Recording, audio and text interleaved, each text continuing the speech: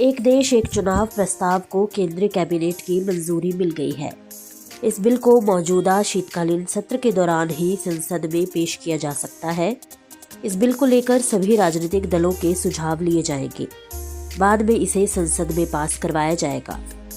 इस प्रस्ताव को कैबिनेट में मंजूरी मिलने के बाद पूरे देश भर में इसको लेकर राजनीतिक गलियारों में ये मुद्दा चर्चा का विषय बना है।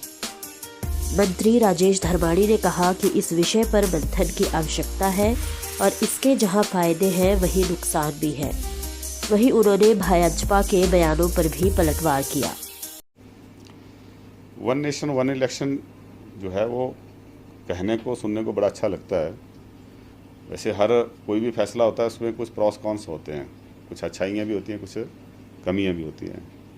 आज़ादी के बाद तो कुछ समय तक तो एक ही समय में लोकसभा और विधानसभा के चुनाव होते थे, लेकिन परिस्थितियां कई बार ऐसी बन जाती हैं। जैसे 1977 में जो सरकार बनी वो 2.5 साल बाद लोकसभा डिजॉल्व हो गई।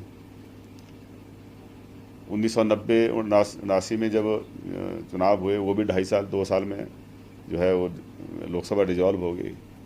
वही हालत जो है 1996 में हुई, वो भी 1 सवा साल में डिजॉल्व हो गई। तो ऐसी परिस्थितियों में फिर अगर लोकसभा डिजॉल्व होती है तो क्या उसके साथ में सारी विधानसभा डिजॉल्व हो जाएंगी? ऐसा होता है तो फिर वो भी जो है संविधान की स्पिरिट के खिलाफ है या प्रजातंत्र के खिलाफ है। या किसी स्टेट में जो है ऐसी परिस्थितियाँ बनती है कि वहाँ विधानसभा भंग हो जाती है, फिर ये दोबारा वन नेशन वन इलेक्शन का जो इशू लेके चल रहे हैं वो फिर डिसरप्ट हो जाता है। तो इसमें क्लैरिटी की ज़रूरत है और इसको लेके बहुत सारे ऐसे ग्रे एरियाज हैं जिनको ठीक करने की ज़रूरत है, उनको एड्रेस करने की ज़रूरत है। तो ऐसी परिस्थितियां बन सकती हैं तो उसमें क्या करेंगे।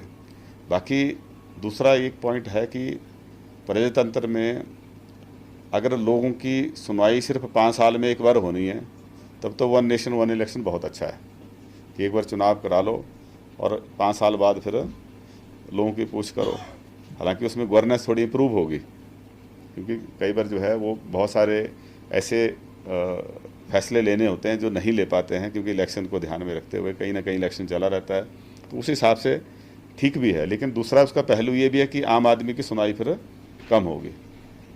प्रजातंत्र में जिस तरह की से लोगों की रहती है वो नहीं रहेगी। तो एक बहुत बड़ा उत्सव है प्रजातंत्र के जरिए। आपने देखता है जब इलेक्शन होता है तो एक बहुत बड़ा विचारिक मंथन होता है और हर घर के स्तर के ऊपर हर इंडिविजुअल जो है उसमें पार्टिसिपेट करता है, जो हमारे खिलाफ बोलता है, पक्ष में बोलता है, विपक्ष में बोलता है।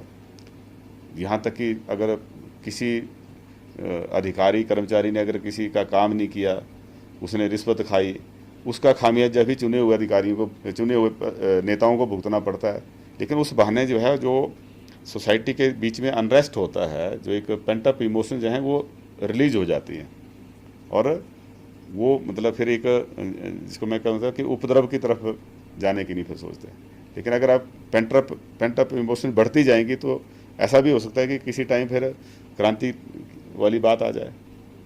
वीडियो से जुड़े रहने के लिए धन्यवाद। हमारे चैनल को सब्सक्राइब कीजिए अभी।